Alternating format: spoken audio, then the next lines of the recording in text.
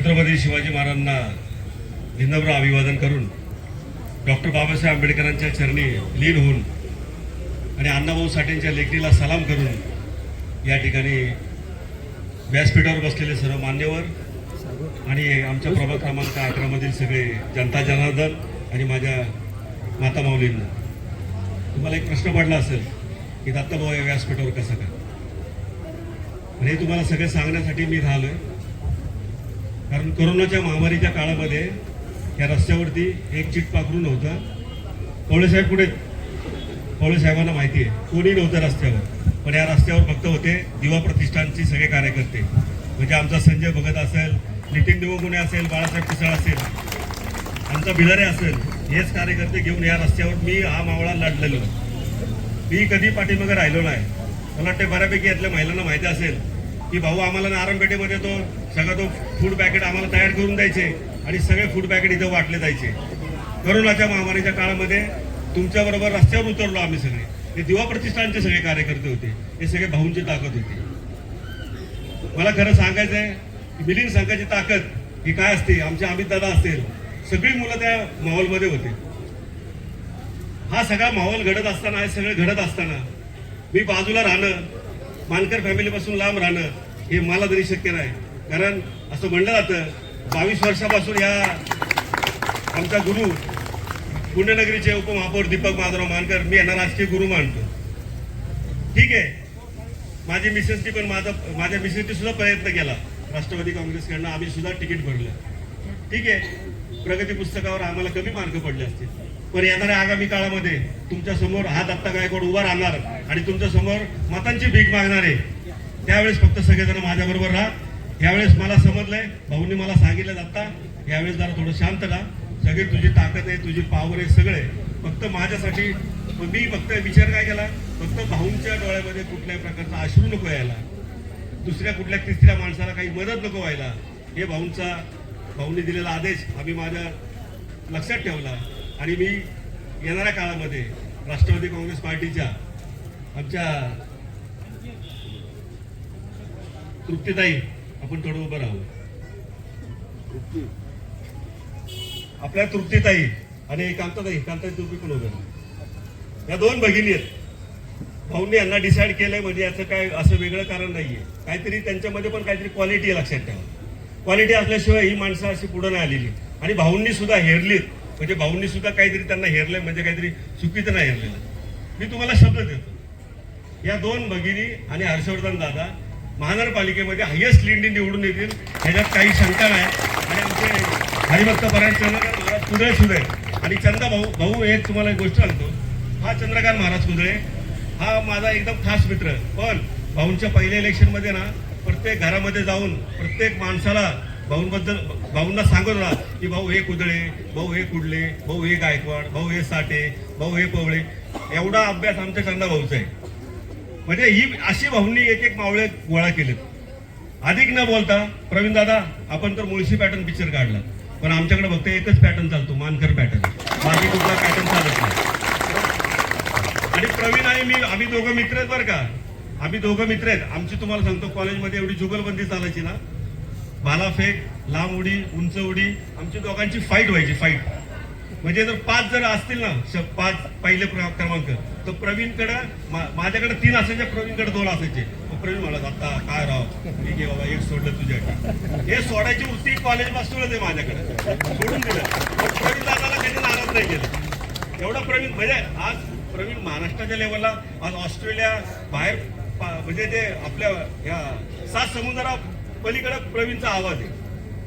म्हणजे ही माणसाची भाऊंच्या प्रेमापोटी तयार झाली. मला वाटतं देऊळ बंदाच्या शूटिंगला भाऊंचं ते आरतीचं एक शूट आहे. म्हणजे प्रवीणला किती भाऊंच्या विषयी प्रेम आहे.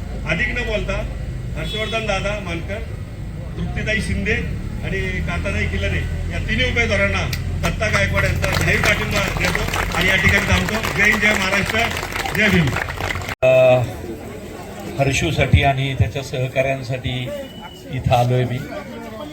खरं तर दीपक भाऊ जेव्हा पहिली निवडणूक लढले कर्वेनगरमध्ये आमच्या कॉलेज काळात, त्यांच्या पहिल्या निवडणुकीलाही मी भाऊंसाठी तिथं आलो होतो. तेव्हा तर एक कॉलेजचा विद्यार्थी होतो, MBAच्या शेवटच्या वर्षाला होतो त्यावेळी. कारण इथं काय मी पाहुणा म्हणून किंवा परका म्हणून नाही आलो. माझं बालपण सगळं केळेवाडी हनुमाननगर मध्येच गेलंय. आमची निम्मी गावकी भावकी सगळी इथंच आहे. मी काय, दीपक भाऊ काय, आम्ही सगळे एका तालुक्यातली माणसं आहे. आमचं गाव पण शेजारी शेजारी आहे. अगदी कॉलेज काळापासून प्रत्येक ठिकाणी मदतीला भाऊ आमच्या आलेले आहेत. फार अगदी माझा आलेला सिनेमा मग कुठलाही असू दे, तो सिनेमाचे जास्तीत जास्त शो हे फक्त दीपक भाऊच अख्ख्या पुण्यामध्ये लावतात. आणि काय त्यांचं प्रेम असेल माझ्यावरचं, किंवा हर्षूच्याही कार्यक्रमाला मी काही तो आता निवडणुकीला उभा आहे म्हणून आलेलो नाही. हर्षूच्या यापूर्वी 4-5 कार्यक्रमांना मी स्वतः आलेलो आहे. त्याच्या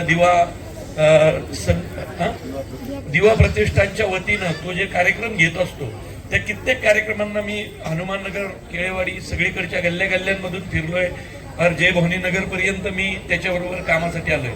थोडक्यात काय तर एखाद्या परिवाराशी किंवा माणसांशी संबंध हा तुमचा किती जुना आहे यावरून त्या माणसाचं महत्व तुमच्या आयुष्यामध्ये ठरतं. महानगरपालिकेच्या इलेक्शनला खरं तर माणूस महत्वाचा असतो. खरं तर सगळेच उमेदवार, सगळीच माणसं आपल्या ओळखीची असतात, आपल्या सगळ्यांच्या जवळचे असतात. पण आपण हाक मारल्यानंतर कुठला माणूस आला होता, तो तुमच्या मदतीला किती वेळा आला होता, किती वर्ष तो मदत करतोय, या भागातल्या गल्लीबोळातले छोटे छोटे रस्ते, पार दिवे हे कुणामुळे आले हे खूप महत्वाचं असतं. आणि दीपक भाऊंचं आणि मागचे काही 8-10 वर्ष हर्षूचं या भागामध्ये खूप उत्तम काम आहे. सामाजिक कार्यामध्ये खूप अप्रतिम हर्षू करण दोघंही राबतात. मी कित्येकदा छोटी मोठी अडचण असली तर भाऊंकडे तर जात पण नाही, हर्षू किंवा करणलाच फोन करून सांगतो. त्यामुळं दीपक भाऊ तुमच्याबद्दल मी एक वाक्य लिहिलं होतं फेसबुकला, सोशल मीडियावर, की कठीण समय येता कोण कामास येतो, असं एक वाक्य आहे. हे फक्त भाऊ किंवा मानकर परिवाराच्या बाबतीत एकदम सूट होतं. त्यामुळं तुम्ही पाहिलं मी कुठंच अजून तरी कुठे गेलेलो नाही, कुठल्याच प्रचाराला कुठेही गेलो नाही, कारण सगळीच माणसं ओळखीची असतात. आणि भाऊंनी मला बोलवलेलं नाही, मी भाऊंना सांगितलं की मला की मी हर्षूसाठी येणार म्हणजे येणार. कारण माणसं घरातली आहेत, माणसं तालुक्यातली आहेत. उद्या एक फोन केला तर एका फोन, आणि फक्त मी काय प्रवीण तरडे सिनेमातला माणूस आहे म्हणून नाही, तुमच्यातल्या कुणीही प्रयोग करून बघा, किंवा तुमच्यातल्या कित्येक जणांनी आतापर्यंत तुम्हाला प्रचिती आली पण असेल की या माणसांना फक्त लोकांचं काम करायचं असेल. आणि त्यांचा उपयोग काय की एकटा हर्षू नाहीये हो, किंवा त्याच्याबरोबरचे उमेदवार नाहीये.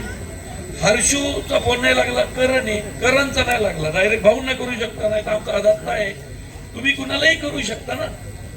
तात्पर्य काय, त्या माणसाकडे माणसं किती आहेत. उद्या समजा तिन्ही मानकरांपैकी कोणाचा फोन नाही लागला, तुम्ही त्यांच्या कार्यकर्त्याला करू शकता, आमच्या दाताला करू शकता, तुम्ही अजून कुणाला करू शकता. तो माणूस पण भाऊ जसं काम करतील तसंच काम करणार.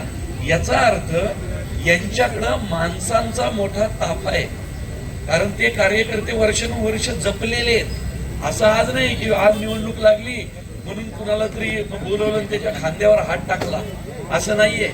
नाहीतर आम्ही खूप विचारपूर्वकच एखाद्या ठिकाणी जातो आणि भाऊंसाठी किंवा हर्षूसाठी तेवढ्यासाठी आलोय. त्यामुळं आता आपण उगाच भाऊंना त्रास देत बसायचं नाही, भाऊंना थोडस रेस्ट घेऊ द्या. आता काय लागलं, हर्षूला फोन करा किंवा करणला करा, त्याच्याबरोबरच्या सगळ्या ताईंना करा. त्यामुळं हर्षू तुला अगदी मनपूर्वक शुभेच्छा, सगळ्या उमेदवारांना शुभेच्छा. अशा भागातच जास्त काम करावं लागतं. सोसायट्यांमध्ये कामं नसतात, लक्षात ठेवा. उलट तिथं तर आवडत पण नाही माणसांना कुणी आलेलं, की कशाला आला असं असतं. पण खरी कामं, नगरसेवकाचं खरं काम कुठं असतं तर अशा हनुमाननगर, केळेवाडी, आमचा भाग इकडंच असतं, हे लक्षात ठेवा. त्यामुळं इथला नगरसेवक खूप विचार करूनच निवडायचा असतो. तो नगरसेवक, त्याचा भाऊ, त्याचे वडील, त्याचे मित्र, त्याचे कार्यकर्ते, त्याची माणसं, माणसांचा ताफा पाहिजे. एका माणसावर अवलंबून चालत नाही. त्यामुळे हर्षू तुला अगदी मनपूर्वक शुभेच्छा. करण भाऊ म्हणजे खरं तर त्यांनी प्रचार पण केला नाही पाहिजे या भागामध्ये. घरात बसला तरी निवडून येणार आहे. फक्त त्याचं प्रेम आहे, त्याचं प्रेम आहे तुमच्यावरचं की या निमित्तानं तुम्हाला भेटायला मिळतं. त्यामुळे आज इथं जे की ते आमचा चंदू पण यांना माहिती आहे की सगळ्यांना की हे सगळे म्हणजे नाना बिना आम्ही सगळे कॉलेज पासूनचे मित्र आहेत. दत्तन मी तर एका वर्गात होतो, एका बेंचवर बसायचो, एकत्र खेळलेलो आहे.